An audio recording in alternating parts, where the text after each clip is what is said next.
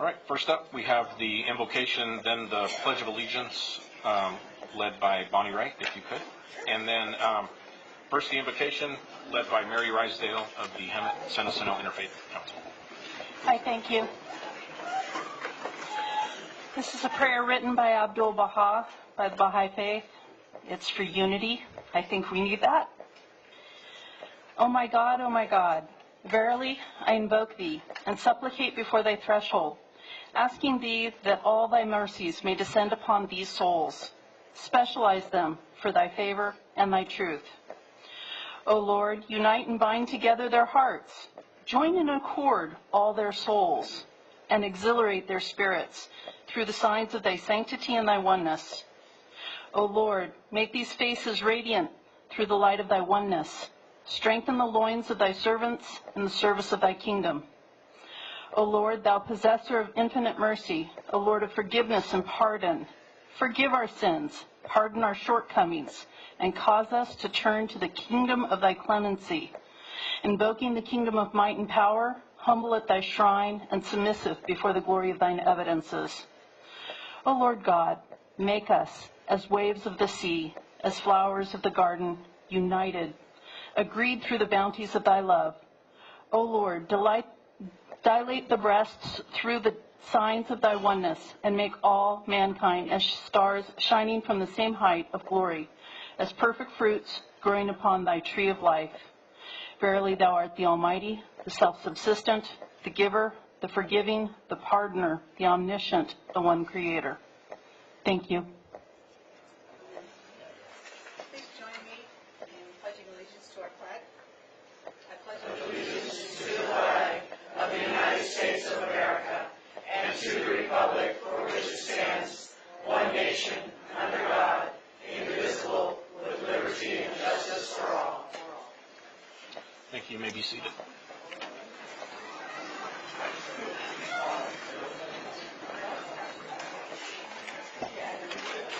Okay, up first is our reports out of closed session. Mr. Seaman, our signature. Mayor, we had two items on closed session. Item number one was a conference with legal counsel with regard to anticipated litigation. There was no reportable action on that item. The second item was a conference with labor negotiations.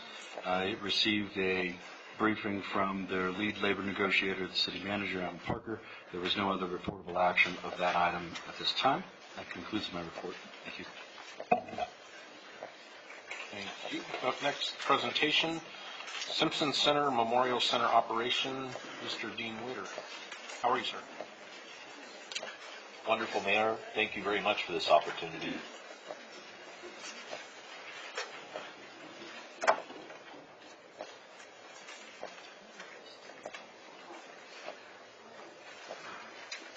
I'm in the way.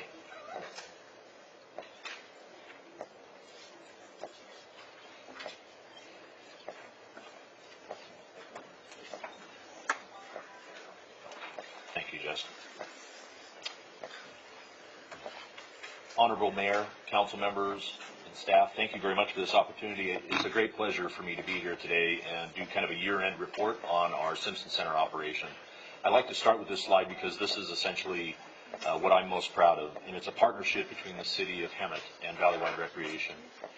We are a firm believer that creating community takes a partnership, and we're happy to be part of the city of Hemet. So I'm just going to go through, give a little bit of synopsis of what we've been doing over the last year or so, since 2013. And it's always rewarding to kind of go back and celebrate a little bit of our accomplishments and review them as well. So thinking about over 300,000 participants have gone through the Simpson Center since 2013 when Valleywide started operating it on behalf of the city. And our classes are growing. We have 16 full-service classes, permanent programs at the Simpson Center now. And I want to thank the city of Hemet for this model partnership, one that I'm proud of and the one that I share when I'm talking to other agencies about how to do things right through partnerships. So more than 25 full-service programs are running strong. We have programs like gymnastics, line dancing, the Widowers Group, cooling and heating center operations, blood drives, just to name a few. I think we have a great opportunity to serve everyone And I think that's what a partnership should do, is serve everyone. Though we don't just serve seniors, you can see that our programming is tailored to active senior communities.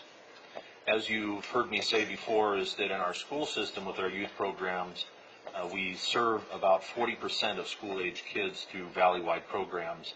And so those happen in various other centers as well.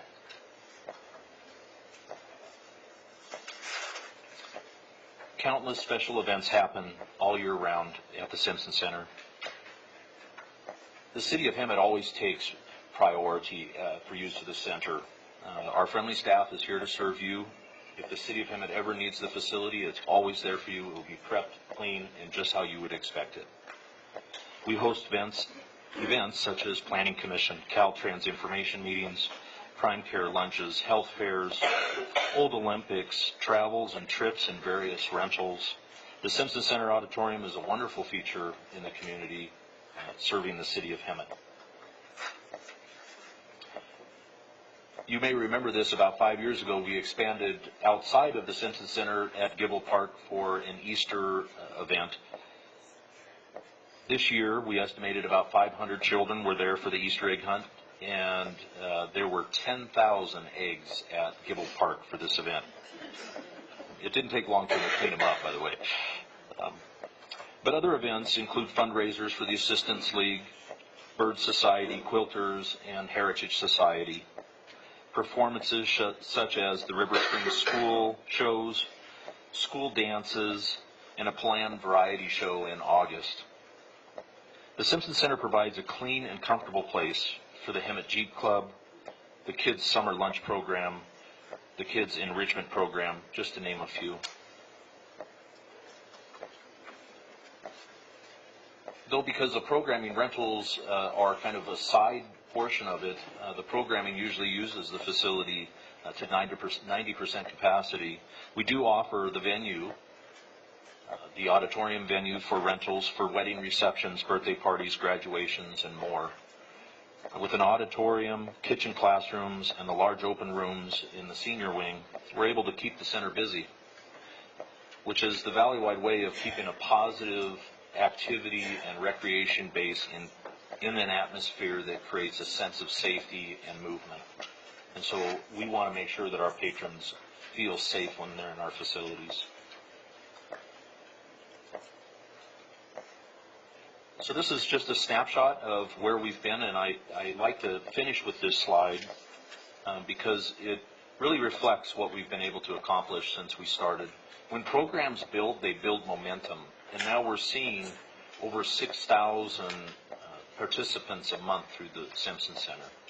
And you can see, if you look at that small bar that started in April of 2013, you kind of see it fluctuate a little bit and start to pick up a little bit of momentum. Our partnership is doing something really good together. With the growing programming over the past years, we've seen our attendance increase as well. The orange line on that graph is 2018, just to illustrate. We appreciate your vision in this partnership, and we know how it came about, and we know where our roots and our fabric of the community is. And it is very foreseeable for us to continue the service partnership. Valleywide can continue to provide the same level of service for $209,000 a year, which sounds, the $209,000 is actually about $78,000 than 2013 levels. And so internally, when we talk about that, there's a little bit of a joke, and my mother's not here to defend herself, but I'm going to bring her into this.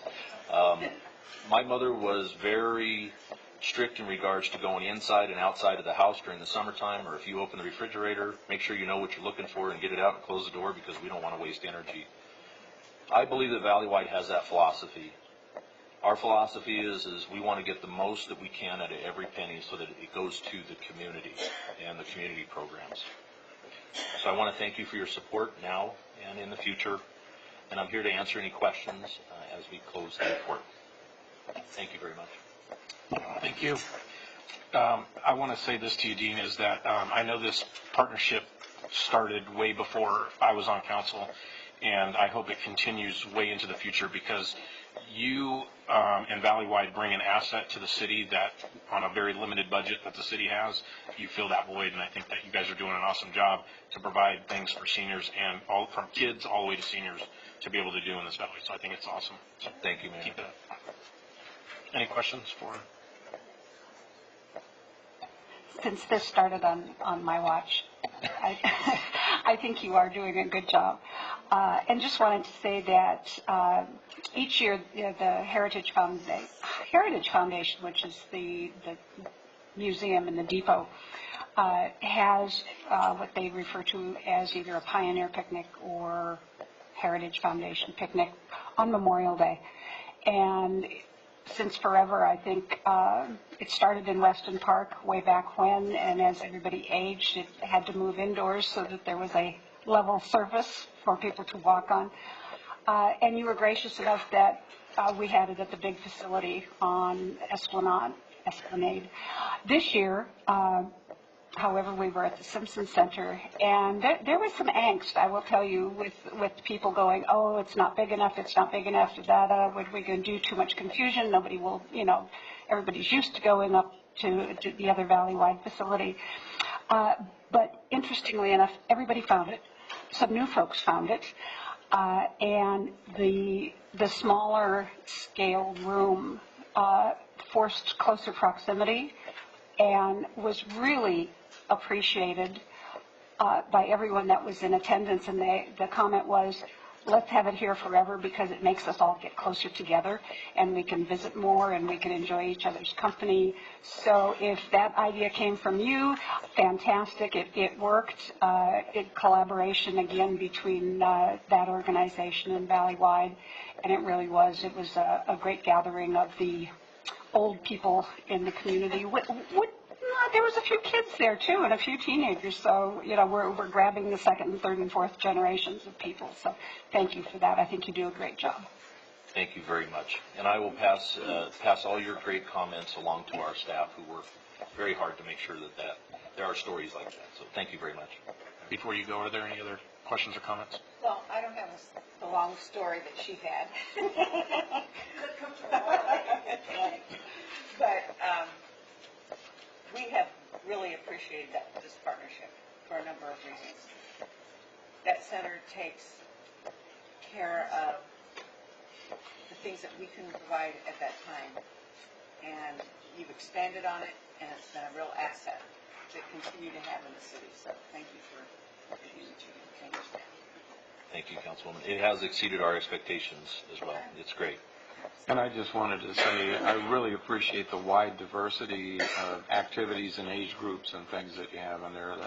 That tells me that the partnership is flourishing, and it's a good resource for people to come together for whatever interest they may have. So thank you very much for that. Thank you, Councilman. And I'm going to tell your mother you used her. Uh-oh. I didn't think that through. Thank you. Thank you very much. Thank you, sir.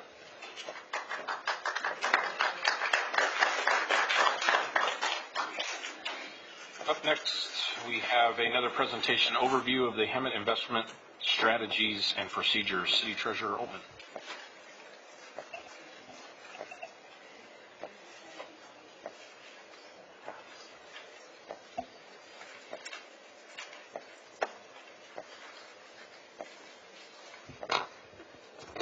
Good evening.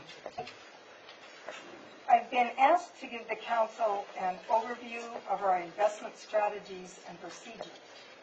Hopefully, this will give a better understanding of the process we go through. This is followed by most cities, and preservation of principle is the #1 rule to follow. That means safety. Let me begin by saying that all our investments are directed by our city investment policy, which is in compliance with the state code. We follow the prudent man rule, which includes safety, liquidity, and yield, in that order.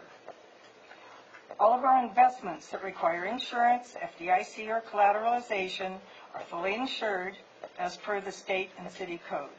This is verified by the various auditors that inspect them and the city attorney. The investment securities purchased by the treasurer using approved brokers by the city, with the exception of some CDs, are held in our custodial bank, Bank of New York. Bank of New York is one of approximately 5 municipal custodial banks in the United States.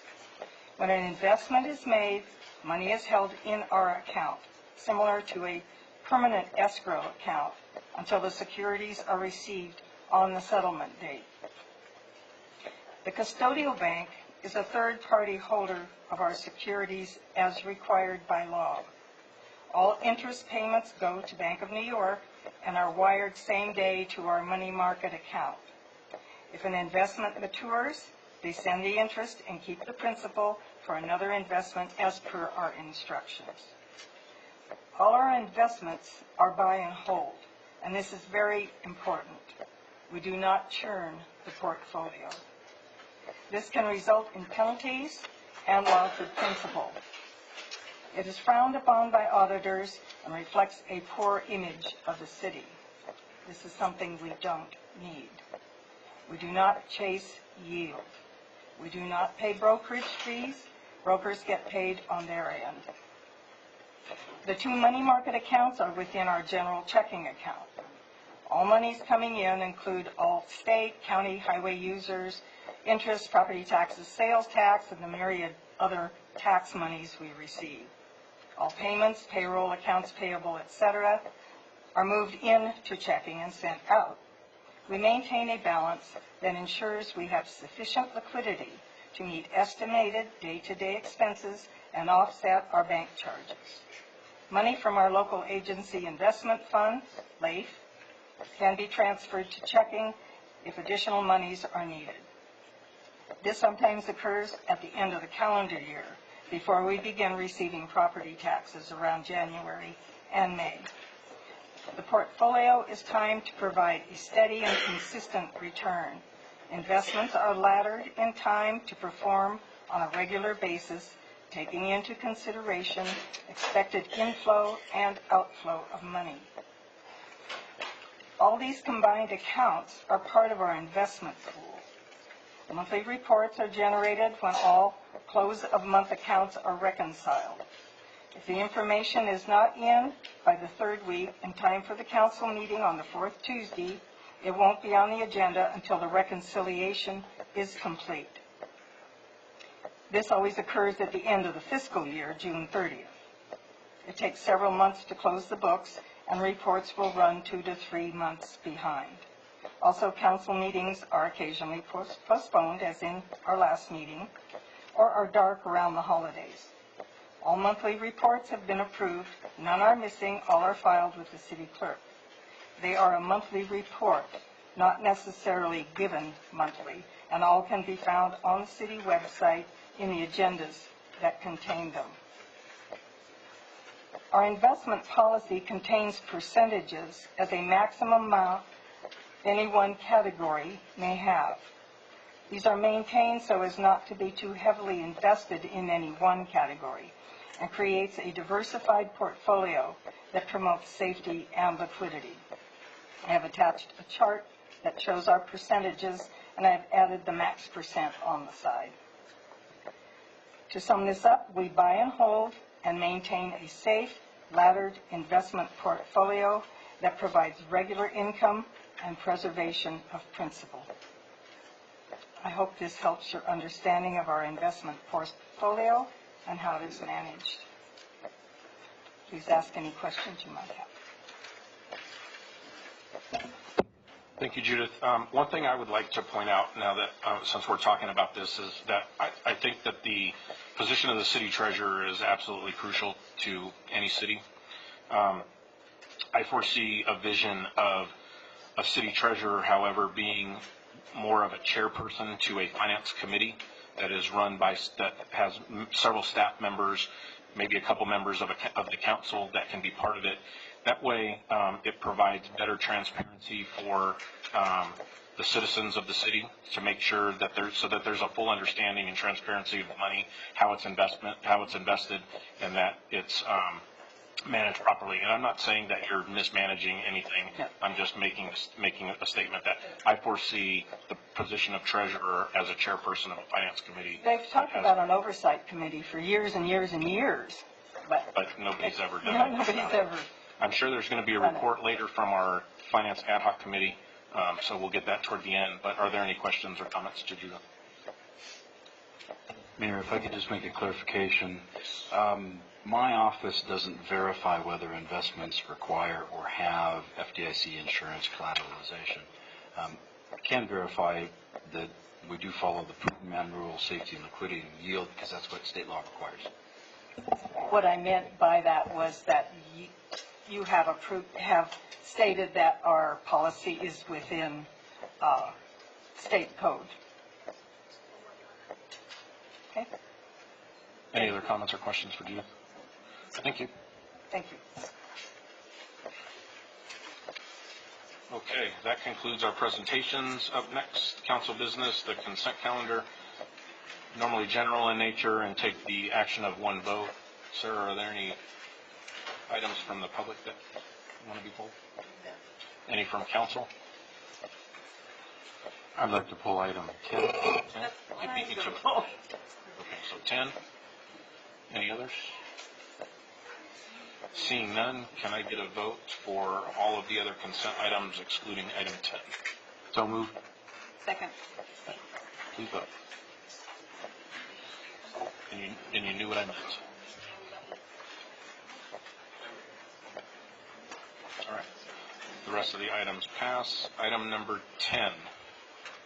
Yeah, I just asked to have this poll just for some brief discussion, and we had a nice presentation from Dean Wetter talks about partnerships, and this is yet another example of kind of a partnership that benefits everyone, and I think that this is a commendable project that we're partnering with a neighboring city to deal with a sorely needed street improvement. I've driven up and down that street many times, and even in a nice, comfortable passenger car, it's a rough road. And Yeah. and driving in my Jeep is like being off-road. So I just want to say that I think this is an excellent opportunity for us to partner with our neighboring city and get a needed roadway improvement accomplished. That's the only reason I wanted to pull. I, on the other hand, have a question with regards to the analysis. It states that the city of Hemet's share of the project total cost is half of the contract amount. The contract amount is listed here as $381,410, but our share is $260,000. That's not half of that amount. Any more than that amount. The 381,410 is the construction cost only. Our share of it, up to $260,000, will also include our share for the design, construction management, and testing that they will have to do, and all the other things that they will have to share, such as like the water quality and items like that. They will be So that includes the soft costs as well. Exactly. Okay. And it's only up to that amount for the actual usage of those items. So, for example, we are only going to pay for pavement, not for the items that are in the San Jacinto section, only for our share. So, although I absolutely appreciate the partnership, I would like us to keep a keen eye on the project. We have, It consists of. Huh? Yeah. and that's what exactly will include. We have asked for, and I've talked to their city engineer that they will provide us with all the quantity slips. We'll also have our inspector there, so we will go per bid items. However, let's say if our section is worse and we use more asphalt, then we'll pay for that per actual amount of asphalt used.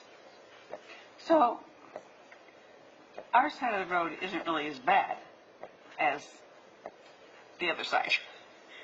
So, will it require the same amount of work The grind and overlay that Yeah. we're doing over there, you have to go with a certain minimum. Right. So to make it last as long as we need to. Right. If we didn't do it at this time, and if they came and they did their only half side of the street, our side of the street would deteriorate a lot faster because there would be a cut line between it. And by going and partnering with the San Jacinto, we actually save a lot of money because we do not advertise for the project ourselves. We do not administer it in-house, which is done by them, and we do not pay for particularly for their staff costs. We only pay for their out-of-pocket costs. So in that case, there is a saving to the city of Hemet. And we've checked with the water departments and that there's no other construction going on that's anticipated to be done within that stretch of road work. In the very beginning of when I started working here, just to be able to learn, and because we have a great partnership with Public Works, we have sat down and they have given us maps of the areas that they are going to be replacing their water mains, sewer mains, Right. or any other work. And we make sure we stay off of their streets or we coordinated with them such that we don't duplicate the effort. And pay for an effort that we didn't have to pay for. Exactly. Okay, I just wanted to make sure that everything was good. Thank you. What I would like to see, we always have these projects and we have these questions, but then we don't ever have the answers after the fact. And is there any way that you can provide us the documentation as part of public record in one of our meetings when this project is finished? I'll be more than happy. Because I think a report like that, for us to see, to compare this conversation so that the public can see, you know, it's nice for us to say up to $260,000, but we want to know after the fact without having to, you know, there's a lot of people that want to know, and so maybe we should just, you know, it can be a positive report, you know? I think it would be For kind sure. of cool. And we've done some of that homework already. We have done the I'm detailed. sorry to interrupt, but the city clerk's asking me if we could take a short recess because her whole system just shut down, which means we're not recording anything at this time. Okay. With that, we will take a short recess until the city clerk is up and running.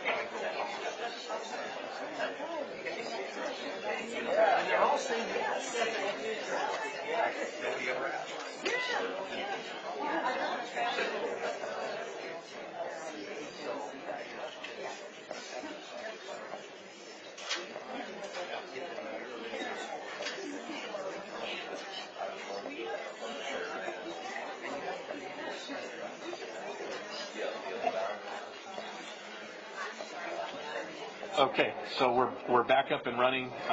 We're going to go ahead and resume where we left off. Pardon me? Not yet. No, we haven't. I think there's still some more questions. Okay. So we're still talking about item 10, which is the joint powers agreement or joint contract with Samson. So Bonnie, you had one more question? You're done? Okay, so I have some questions about, and I was going to pull it from, oh, you were. I'm going to just say mine again, just in case it wasn't recorded, but I would love to have a report when the project is done so that everyone knows and we can come back and compare notes. I will be more than happy to bring that to you with all the details. Awesome, thank you. I would like to make a point of clarification in the contract that if there's several places in there where it says pay half, if we can get that language changed to pay our portion not to exceed, or actual cost not to exceed. Actual cost not to exceed $260,000, is that the correct amount? Up to $260,000. We are leaving some room for some contingencies, but I think your point is well taken, and I think you can maybe revise the action. And I bring that up because when I look at the map of what's being done, there's a lot more work that's being done on the San Jacinto side than is our side. It looks like that we're just getting new asphalt, and they're getting ADA curbs and on 6 or, yeah, so it looks like so that's why if we can get that changed from half to actual cost, not to exceed. We'll do that. If you can include that in the motion to approve, we'll go ahead and make that change, and it will be in the version that we asked Mayor to sign. So are there any more questions for Sudi?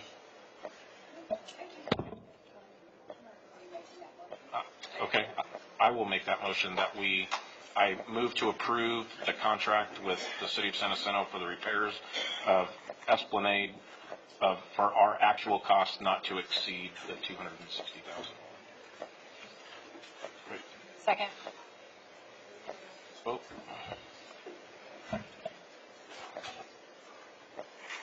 Okay, item 10 passes. Let me get back to moving on from the consent. Communications from the public.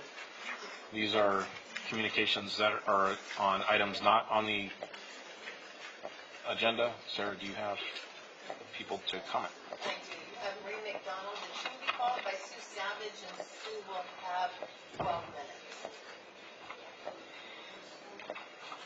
Marie McDonald. Marie?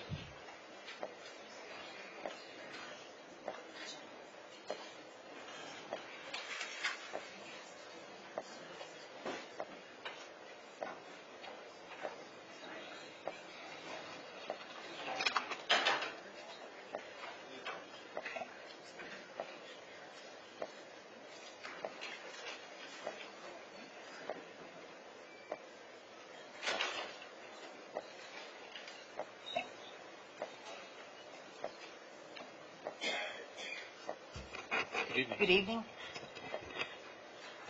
Mr. Mayor, City Council members, I would like a report at each of our meetings, council meetings, on what is happening about the median. What's going on with Caltrans, and where do we stand on it? The fact that we don't hear very much about it is of concern, because I'm afraid that time will go by and all of a sudden Caltrans is going to start construction, and we haven't really fulfilled our responsibility to the citizens of Hemet who do not want this medium. Thank you. Just an update. Just an update. You keep every meeting so that we know. Yeah, there'll be an update at the end of this meeting. Yeah. The ad hoc committee at the end of this meeting will have a report. We have an update. Sue. Good evening, Honorable Mayor and esteemed council members. In tonight's address to my city council, I am asking 11 questions. Question number 1, Resolution R4588, Item H, requires Hemet's investment policy be reviewed annually to ensure compliance with new laws. The investment policy is dated July the 8th, 2014, 4 years without an update. Is there a legal liability here? Question number 2, pursuant R4588, local municipal bonds shall be limited to 5-year maturities. 10 out of 16 municipal bonds are over 5-year maturities in last month's report. Is there a legal liability here? Question number 3, FDIC maximum insurance is $250,000 per bank per account holder. Bank of Hemet holds $494,000, nearly double FDIC coverage. The city treasurer writes the 244 uninsured funds are collateralized by the Bank of Hemet. She just stated there is no collateral printed on the Bank of Hemet CD. We requested the collateral documentation claimed and have yet to receive it. Is there a taxpayer dollar safety liability here? Question number 4. Judith Oltman stated she manages using a buy and hold strategy. Yet California's investment guidelines state continuous analysis and fine-tuning of the investment portfolio are considered part of prudent investment management. Question number 5. Nearly $1 million taxpayer dollars are in unrated banks in Singapore, India, private banks. Only 14 of the 27 banks hold our CD dollars that are top-rated banks. How can we work with the city treasurer to put taxpayer dollars in top-rated banks complying with safety standards? Question number 6. Hemet's investment policy dictates maximum percentages allowed by investment type. For example, negotiable CDs are capped at 10% maximum. Judy talked about this, of the total portfolio.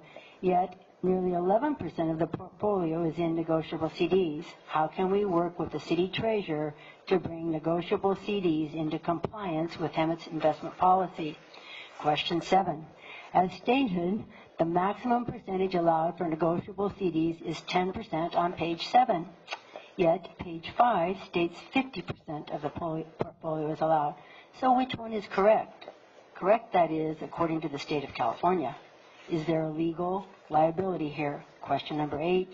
Judith Oltman's April report shows Citibank's rate of return is 0.45%. Citibank's monthly statement shows only 0.15%. We brought this discrepancy to the May 8th City Council meeting, yet the discrepancy persists. This incorrectly skews the average rate of return. How can this be rectified? Question number 9. Section 5 of the investment policy states the treasurer shall submit a monthly investment report to City Council. California State Code also requires a monthly investment report. In 2016, council meeting minutes show no investment reports filed in the months of July or August. The portfolio balance as of September 26 was never filed. An end of August report was filed twice, however, with different portfolio balances. In 2017, May, July, August, and November show no investment reports filed as part of City Council meeting minutes. How can we work with Hemet City Treasurer to file timely investment portfolio reports in compliance with local and state code? Question number 10. How do we work with Hemet City Treasurer, enabling her to provide the highest interest income for the tax-paying citizens of Hemet? The Bank of Hemet CD pays $1,976 annually. Federal agency issues pay $15,314 annually. Investing in federal agencies would increase interest revenue $13,338, money that is desperately needed by the city of Hemet and its deserving taxpayers. Moving 12 of the 71 items in the city's $65 million portfolio to obtain competitive interest rates would increase city revenue by $402,000. This additional interest could start tomorrow and would not involve a single layoff or cut in budget. Question number 11. City Council has certainly expressed concern regarding Treasurer reports numerous times in the past. On March the 28th, 2017, when Mayor Pro Tem Mayor questioned the rate of return. On June the 13th, 2017, Carly Mayer voted no to approving the receive and file of the investment report. Percival Brown Wright Krupa approved. June 27, 2017, Mike Percival, Carly Mayer voted no to approving the receive and file of the investment report. Brown Wright Krupa approved.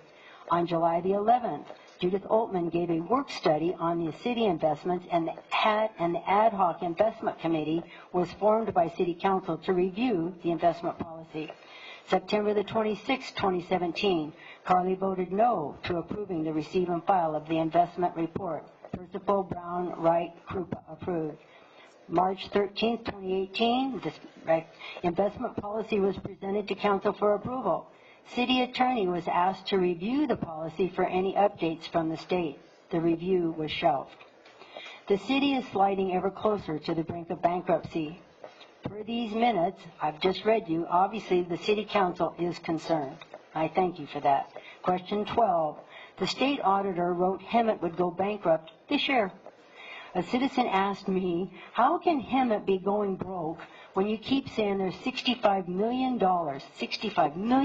in the bank? Simple. Hemet's $87 million debt exceeds our $65 million in the bank. Why wasn't the $402,000 increase in interest revenue implemented yesterday? This ends my questions. Thank you. The city treasurer recall petition is awaiting approval by City Attorney Eric Vale and City Clerk Sarah McComas. We have emailed our 12 concerns to the California State Auditor. They advised forwarding our concerns to the State Attorney General and representatives. We ask this City Council take the following 3 actions. Action number 1, could you please discuss the legal liability of both City Council members and the City Treasurer for disregard of the State of California and Hemet's investment policy?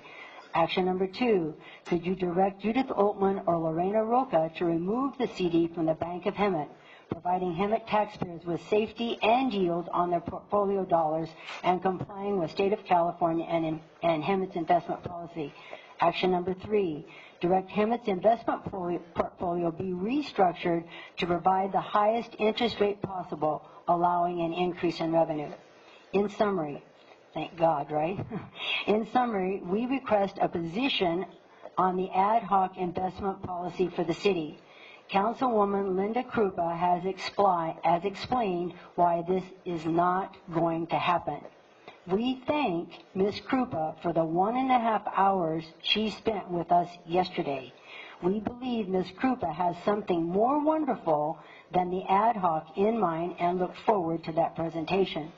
We thank Mayor Pro Tem Carly Meyer for meeting with us for over an hour, suggesting an investment committee be formed so that taxpayers can watch over our own taxpayer dollars. We want to thank Mayor Percival for meeting with us earlier today. We assume Councilpersons Wright and Brown understand our concerns. Thank you. Thank you. Are there any more speakers? There is Dennis Fletcher, and Dennis will be followed by Mary Ann Harlan. How do you follow that? Carefully. Good evening, sir. Good evening, Mr. Mayor and City Council. My name is Dennis Fletcher. I'm a volunteer writer for the Valley Chronicle and a resident of San Jacinto, and the financer of half of that road up there on Esplanade, where we opened up a new Starbucks this week. I'm the good news reporter on the paper. I wanted to introduce myself to you, and mostly I've been focusing on positive stories in San Jacinto, especially focusing on needs and deeds in the senior community, particularly in some of the mobile home parks, of which I'm a resident. But I'm now beginning to penetrate Hemet, and just joined a cooking class at the Simpsons Center, and told Mr. Witter how much I enjoy that. Right after my cooking class on Asian cooking, they've got 5-year-old kids in there cooking in that room after me, and 10-year-old kids in a gymnastics class, so that center is pretty amazing. I'm also helping the people over at that center plan the senior health fair, which I was involved in up in San Jacinto, and I'll be running the CERT table there. So for anybody who's interested, on June 27th from 10 in the morning to noon, there's a health fair aimed at the health needs of the center seniors, and I'll be covering that and putting a story in the paper with hopefully some helpful information. Anyway, I just wanted to give a plug for good news in the paper. It's important for a community to open up the paper and see good things that their citizens are accomplishing. Makes you feel good about your town. Maybe it gives you an idea to get involved with an organization that you haven't been helping. I wanted to give you my name, and hopefully if you hear some good news stories, you'll think about me and send the stories my way. That was a commercial, by the way. Thank you, sir. Thank you.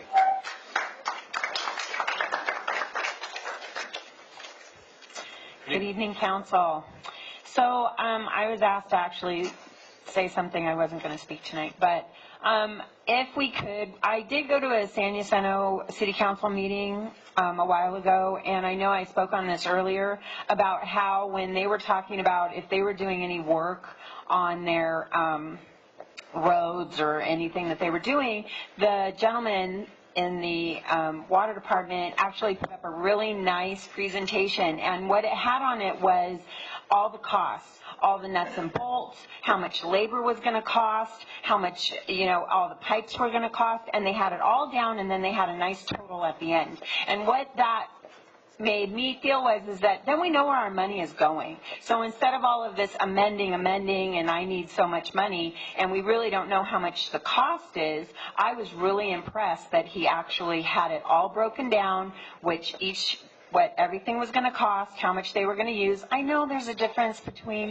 give or take a couple $1,000s, but it was really nice to see. And I think that goes along the lines of what Carly was asking earlier, is if at the end of this road construction, since it sits right on the outside of Hemet, if we could see what it is truly going to cost, but if there is any way that we could have like a breakdown of it, of what our costs are, or what we are putting into it, because we really don't know, and we just keep throwing money out there, which we don't have, and then we just hope for the best. So I would like to suggest if we could start doing that and just having it show for us and for our benefit that where the costs are, and break it down that way. Thank you. Thank you. All right. Moving along.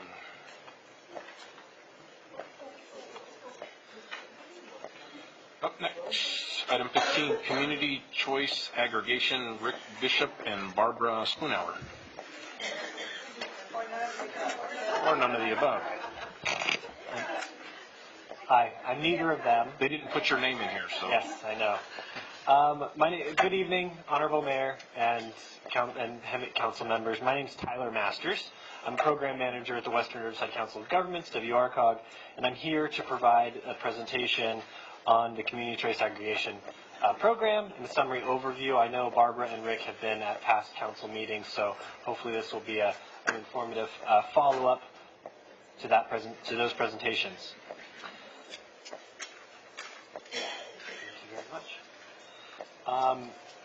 What is community choice aggregation? This presentation will kind of go asked and answered. There will be questions going into each of the slides. What is community choice aggregation? Community choice aggregation is the opportunity for local governments and groups or aggregate of local governments to come together, purchase energy on behalf of its residents. This is allowed by AB 117 in the early 90s. To provide for local governments to provide electricity for their residents, commercial, industrial customers. This isn't something that is new. There are operating CCAs across the state that are seeing this as an opportunity to increase local control, provide residents with a choice where they have maybe not had it in the past. And how much they pay for that power, for that energy. There are 59 agencies on this slide. There are 59 agencies that are participating in community choice aggregation programs across the state. 13, actually this is an old slide, as of 2 weeks ago, 13 operating CCAs has increased to 17 in just a couple of weeks. One is in our sub-region. Your neighbors in San Jacinto are partnering in a CCA. There will be one an additional in Riverside County, east of us in Coachella Valley. Riverside Incorporated, as well as looking at developing a CCA with a potential launch in 2020. This is a map that indicates those 13, now it's 17 operating community choice aggregation programs in the state. A lot of them you can see are up north on the coast, but we do have a lot down here in Southern California, in Edison's territory, that are investigating this as an opportunity within our subregions, within Southern California. Zooming in a little bit more on Western Riverside County, this is what we're looking at. We have a couple of municipal utilities, of course, Riverside, Moreno Valley, parts of Corona. Unincorporated County, again, they're investigating this opportunity, and San Jacinto. What has WRCOG done to date? Have we explored a CCA? We have, at the request of our board. In 2016, we developed a feasibility study and business plan. What that feasibility study and business plan looked at were all of our cities and residents' energy use, the consumption, the cost of that power, all of the savings opportunities, implementation, startup costs associated with developing a CCA, as well as the various operating structures that we see across the state in all of those existing CCAs, trying to mix and match and see what works for our subregion. The bottom line, that business plan, very conservative, showed a 4.4% savings for the subregion. Given that information, our executive committee has directed staff to move forward with establishing a CCA for the subregion. That's part of why we're here, providing this information. What have we done since then? We haven't just done a business plan, a feasibility study. We have developed a number of things for all of our subregion, our cities review. We've developed template joint power agreements that include a lot of the questions that have been asked by our cities. How would a city withdraw? What are the voting structures of this JPA? What are the liability provisions? We've included a lot of these conversations, a lot of these provisions, items in those JPA ordinance documents for our city's review. Councilmember Wright was on our ad hoc committee developing a lot of these pieces. We've also developed a name for it. We call it Western Community Energy, WCE for short, with a little tagline, "We are your neighborhood power authority."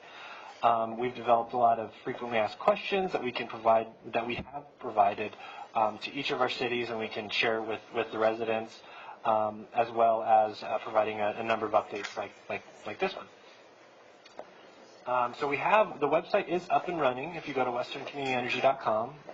If I see you on your phones, I will take no offense, because I know you're going to check out that website right now. It's a really nice website. So we'll go along with this question and answer. So we've received a lot of questions. Why do jurisdictions, why are they looking at participating? Why do they participate? Again, the 59 jurisdictions that are part of one, why are they doing it? There are really five reasons that we've heard across the state as we've made these tours, talked to these folks. A lot of these things I think would resonate with our subregion as well. The first answer, in no priority, rate savings. We're seeing, again, given the business plan, a 4.4% savings could yield savings for each of the cities, municipal accounts, as well as residents and commercial businesses driving economic development, etc. Here, I won't go into this little slide, this table in depth, but I will point out for the city of Hemet, at a 2% savings, again, not a 4.4%, but we're just going conservative on conservative here. There would be roughly about a $1.8 million savings to the residents, and $27,000 there for municipal customers at a 2% savings, not 4.4. Again, why are folks participating? The second answer is there's a track record of success. CCAs haven't been around for hundreds of years, but there are a lot that have been around closer to a decade. There are 17 across the state.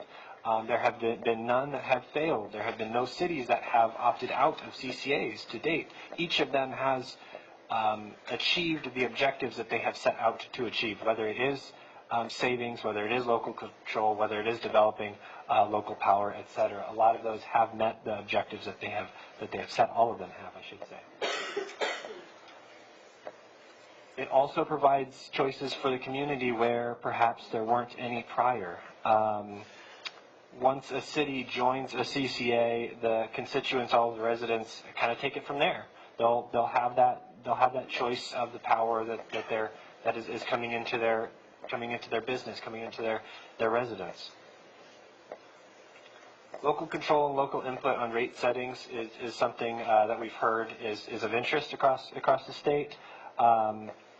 Jurisdictions despise losing local control or threats to their ability to govern. A CCA actually would provide additional local control. Edison's rates are set by the CPUC in San Francisco. Not a lot of folks are able to get up to those board meetings and then provide public comments at those. This will provide a little bit more of that local rate setting opportunity for our residents, for our cities. There are little excerpts on the bottom of all of these slides. I won't read any of those. Those are testimonials from existing CCAs, existing customers that we've kind of put together for purposes of this presentation. I won't go through all of those though. Economic drivers is of interest. We've heard that time and time again.